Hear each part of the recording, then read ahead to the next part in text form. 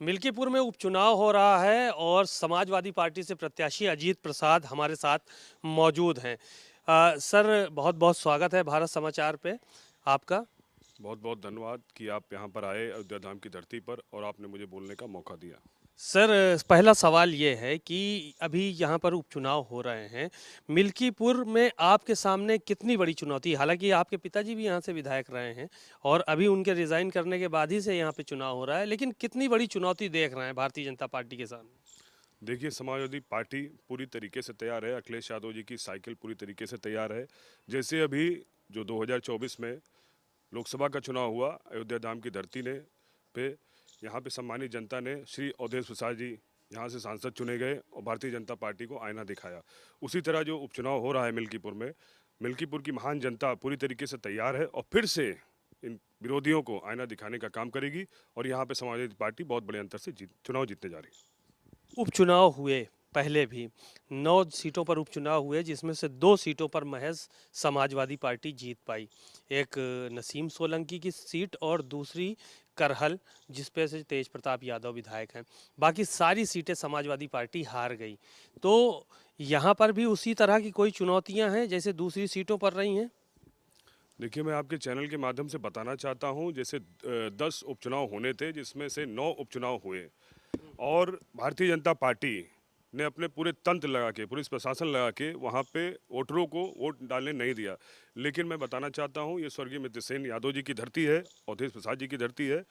मिल्कीपुर में ऐसा कोई भी छलावा इनका नहीं चलेगा और यहाँ पे समाजवादी पार्टी बहुत बड़े अंतर से चुनाव जीतेगी।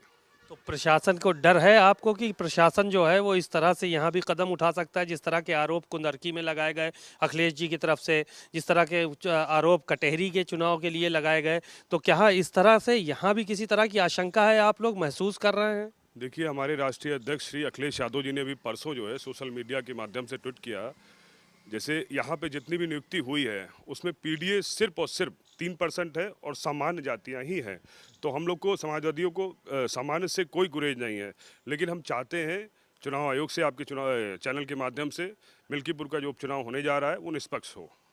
निष्पक्ष चुनाव की आप मांग कर रहे हैं, तो यहाँ पे आपके लोगों को या आपके करीबियों को क्या टारगेट हो रहा है यहाँ अभी?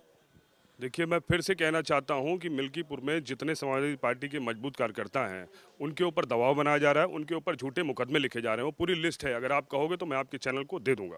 कितने लोग होंगे लगभग जिनकी लिस्ट जो है वो तैयार की गई है? ये संख्या सैकड़ों से ऊपर चल रही है और पर डे लोगों को टारगेट करके और उनके ऊपर अब झूठी एफआईआर लिखी जा रही है। तो मैं चाहता हूं, अभी अखिलेश यादव जी ने भी इसको ट्वीट किया है, मैं चाहता हूं आपके चैनल के माध्यम से कि चुनाव आयोग तक मेरी बात पहुंचे और जो उपचुनाव होने जा रहा है वो निष्पक्ष हो।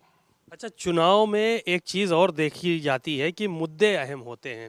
थोड़ा सा इधर आ जाइए सर। मुद्दे जो है वो अहम होते हैं कहीं ना कहीं। तो यहाँ पे मिल्कीपुर में क्या मुद्दा रहने वाला है आप लोगों की तरफ से?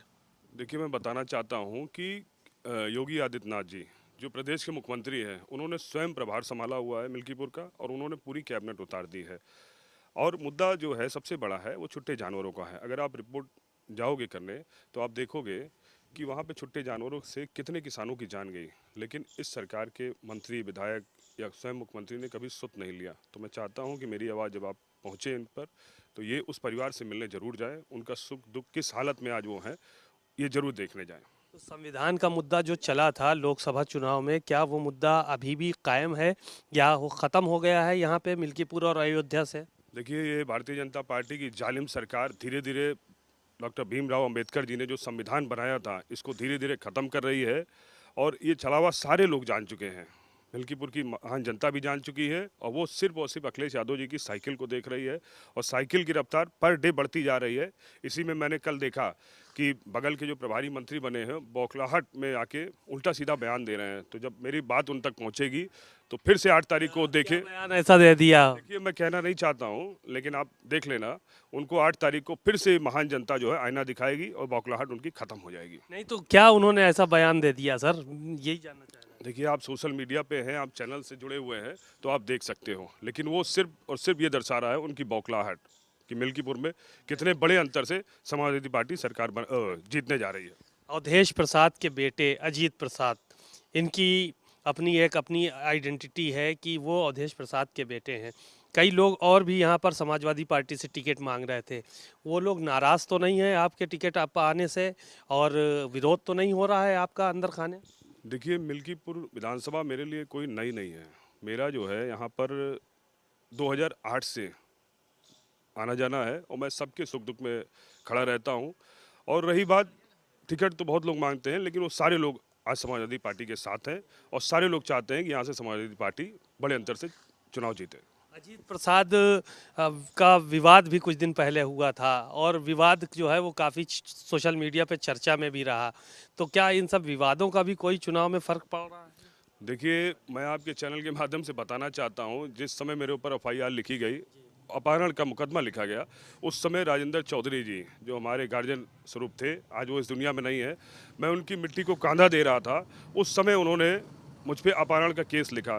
तो इसका इस चुनाव में कोई मतलब नहीं है, जनता सब जानती है और मिल्कीपुर की जनता सिर्फ और सिर्फ साइकिल को देख रही है। आखिरी सवाल और ले लेते हैं, आपको भी निकलना है चूंकि अ, सारे जितने भी प्रत्याशी हैं वो आप ही की बिरादरी से हैं, चाहे चंद्रशेखर आज़ाद की पार्टी हो, भारतीय जनता पार्टी हो या समाजवादी पार्टी हो, सब पासी बिरादरी से यहाँ पर प्रत्याशी उतारे गए हैं। शेड्यूल कास्ट में और किसी को टिकट जो है वो नहीं दिया है, तो इसके पीछे क्या ये सब चीज़ें चुनाव में असर डालेंगी या इससे कोई फ़र्क पड़ने वाला है आपके चुनाव पे, डिस्टर्ब होगा चुनाव? देखिए, भारतीय जनता पार्टी ने जो प्रत्याशी उतारा है, मैं आपको बताना चाहता हूं कि वो हमारे मिल्कीपुर के नहीं है, उनको बाहर से लाके चुनाव लड़ाया जा रहा है। तो सीधी सी बात है, घर और बाहर की लड़ाई है।